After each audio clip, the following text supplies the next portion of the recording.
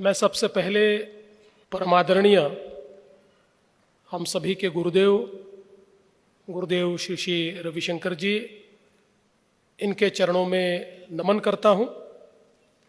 और आज के इस बहुत ही सुंदर कार्यक्रम में हमारे बीच उपस्थित हरियाणा के आदरणीय राज्यपाल प्रोफेसर असीम कुमार घोष जी, साथ ही में उपस्थित आदरणीय श्रीमती मित्रा घोष जी, आर्ट ऑफ लिविंग परिवार के उपस्थित सभी परिवारजन, बहनों और भाइयों, मुझे बहुत खुशी है कि इस बहुत ही सुंदर अवसर पर जब हम सब लोग पूजनीय गुरुदेव जी के जन्मोत्सव को भी मना रहे हैं और आर्ट ऑफ लिविंग के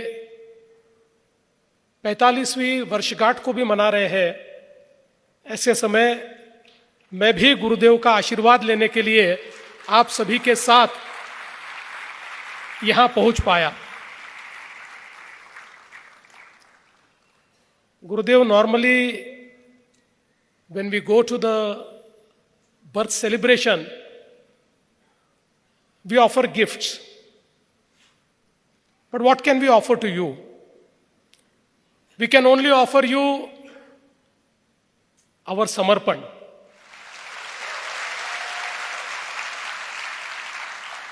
And all of us here are present to offer our samarpan to our beloved Gurudev.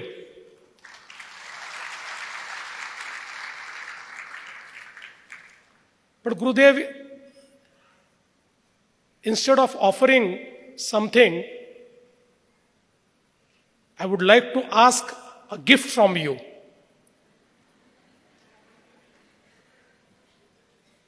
I would urge you, please bless us until eternity.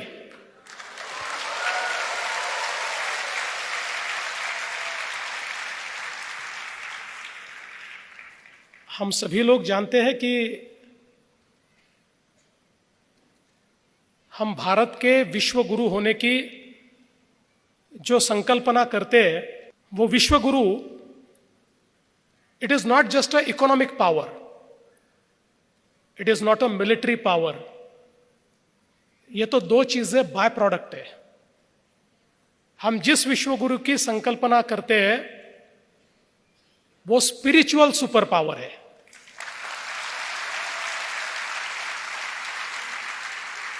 और उस स्पिरिचुअल सुपर पावर बनने का जो मार्ग है वो गुरुदेव श्री श्री रविशंकर जी के मार्गदर्शन में चलता है, ये कहने के लिए मैं आया हूं।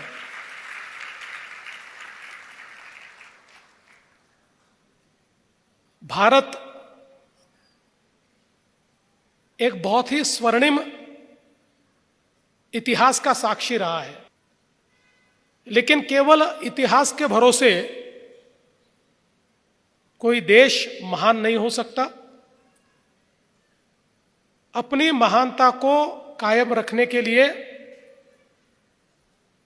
जो हमारे तत्व है, जो हमारे विचार है, जो हमारी आध्यात्मिक सोच है, उसको नए स्वरूप में दुनिया तक पहुंचाने की आवश्यकता है। और आज उस आवश्यकता को अगर कोई पूरा कर रहा है तो वो श्री श्री गुरुदेव जी कर रहे हैं।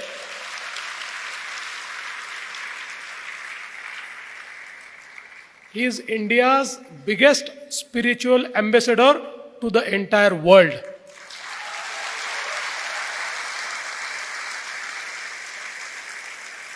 आज हमारे आध्यात्मिक चिंतन को, हमारे वैश्विक ज्ञान को, हमारी सारी विधाओं को दुनिया के सामने प्रमाणित कर दुनिया की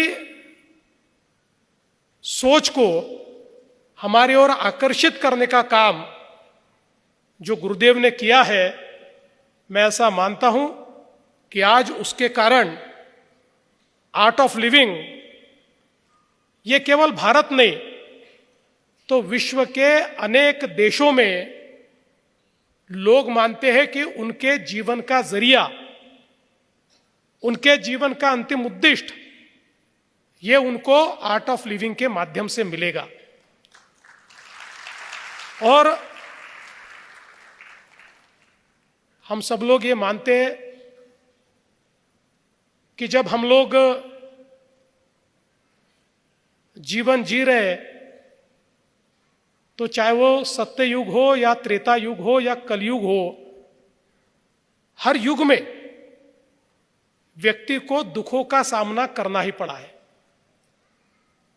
दुख से किसी को छुटकारा नहीं मिलता, लेकिन जब एक स्पिरिचुअल शक्ति, एक आध्यात्मिक ताकत हमारे पीछे खड़ी होती है तो उस दुख का सामना भी हम लोग, जो भाव भगवान श्री कृष्ण जी ने गीता में बताया था, उस भाव से हम लोग कर सकते हैं।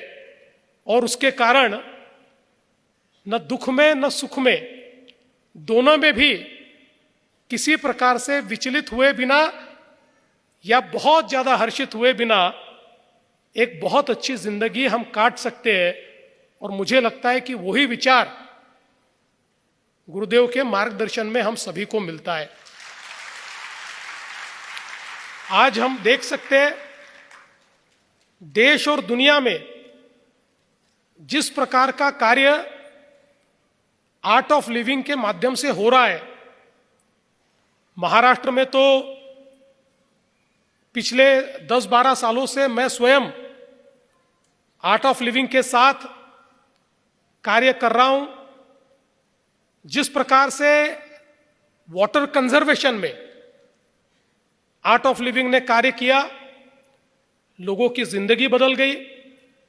जिस प्रकार से नेचुरल फार्मिंग में आर्ट ऑफ लिविंग ने कार्य किया, हमारे जो किसान थे जिनमें कहीं ना कहीं निराशा थी, ऐसे किसानों को गुरुदेव ने प्रेरित करके उन्हीं को उनके जीवन का शिल्पकार बनाया और उनके जीवन में एक परिवर्तन लाने का काम किया। जहां पर भी आपत्ति हो, जहां पर भी विपदा हो, ऐसी हर जगह आर्ट ऑफ लिविंग मौजूद है।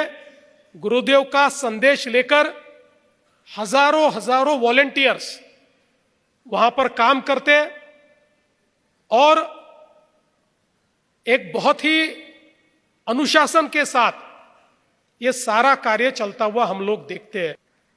और इसके साथ साथ आज शहरों में भी जहां एक अर्बन लाइफ के कारण हमको निराशा दिखाई पड़ती है,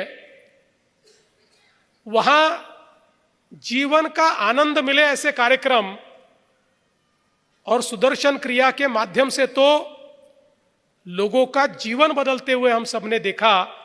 मैं ऐसा मानता हूं कि एक प्रकार से ये जो मानवता की सेवा गुरुदेव ने की है, और दुनिया में कहीं पर भी संकट आए, चाहे वो कोसोवो में आए, चाहे वो इराक में आए, चाहे वो कहीं ना कहीं किसी लैटिन अमेरिकन कंट्री में आए, हर जगह पर गुरुदेव के लोग पहुंचते हैं, उनका संदेश जाता है, वे स्वयं जाते हैं और ऐसी विपदा की परिस्थिति में लोगों के साथ संवाद करते।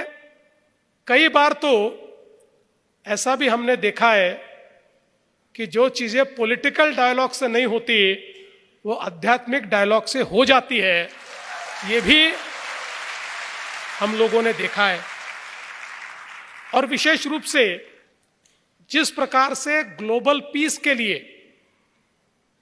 गुरुदेव ने कार्य किया, दुनिया के इतने देशों के प्रमुखों को साथ में लाना, मैं ऐसा मानता हूं कि वो मूवमेंट ऐसा था कि जिस प्रकार से हम सब लोग जानते हैं कि स्वामी विवेकानंद जी ने